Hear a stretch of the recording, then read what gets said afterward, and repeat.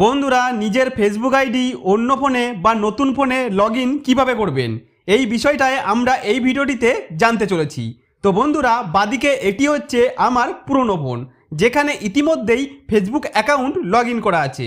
আর এই একই ফেসবুক অ্যাকাউন্টটি আমাকে আমার ডান দিকের এই নতুন ফোনে লগ ইন করতে হবে।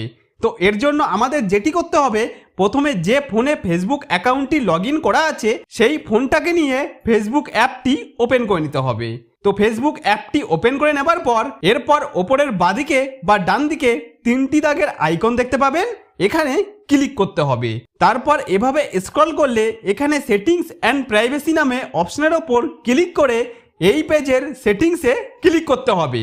তারপর এরকম পেজ আসলে এই পেজে আপনারা এইভাবে নিচের দিকে আসতে থাকবেন। তো এইভাবে কিছুটা নিচের দিকে আসতে থাকলে এখানে অডিয়েন্স অ্যান্ড ভিজিবিলিটি অপশনের মধ্যে প্রোফাইল ডিটেলস নামে একটি অপশন দেখতে পাবেন। তো এই অপশনটিতে আমাদের ক্লিক করতে হবে। তারপর এরকম পেজ আসলে এখানে আমরা কন্ট্যাক্ট ইনফো এর জায়গায় একটি ইমেল আইডির নাম দেখতে পাবো। এমন হতে পারে যে এখানে আপনার ইমেল আইডির নাম না দেখিয়ে শুধু আপনার মোবাইল নাম্বার দেখাবে, অথবা এমনও হতে পারে যে এখানে ইমেল আইডি এবং মোবাইল নাম্বার দুটোই দেখাবে। তো এখানে মোবাইল নাম্বার বা ইমেল আইডি যেটাই থাকুক সেটি ভালোভাবে দেখে নিতে হবে। তারপর যে ফোনে ফেসবুক আইডিটি লগ ইন করতে চান সেই ফোনটিকে নিয়ে সেই ফোনে ফেসবুক অ্যাপটি প্লে স্টোর থেকে ডাউনলোড করে নিতে হবে।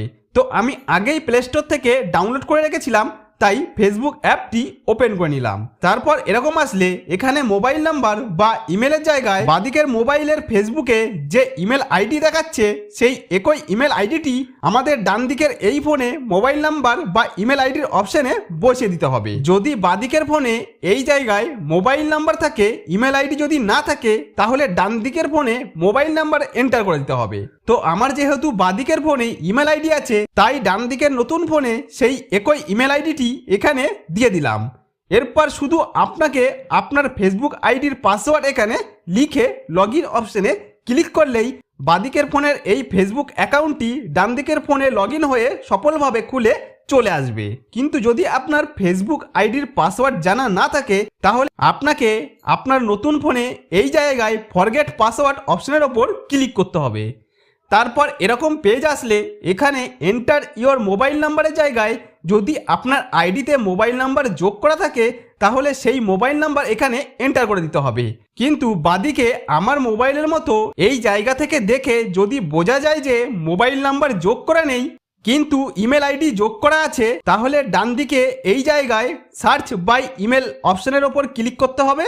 তারপর ইমেল অ্যাড্রেসের জায়গায় বাদিকের মোবাইলে যে ইমেল অ্যাড্রেসটি ছিল ইমেল এন্টার করার পর আপনার ফেসবুক আইডির প্রোফাইল পিকচার চলে আসলে আমাদের কন্টিনিউ অপশনে ক্লিক করতে হবে। তারপর এন্টার কোডের জায়গায় একটি কোড বসাতে হবে, যে কোডটি আমাদের জিমেল আইডিতে যেতে পারে, না হলে বাদিকের যে ফোনে ফেসবুক আইডিটি লগ ইন করা আছে সেই ফোনে ফেসবুক থেকে নোটিফিকেশনের মাধ্যমেও কোডটি আপনার কাছে আসতে পারে।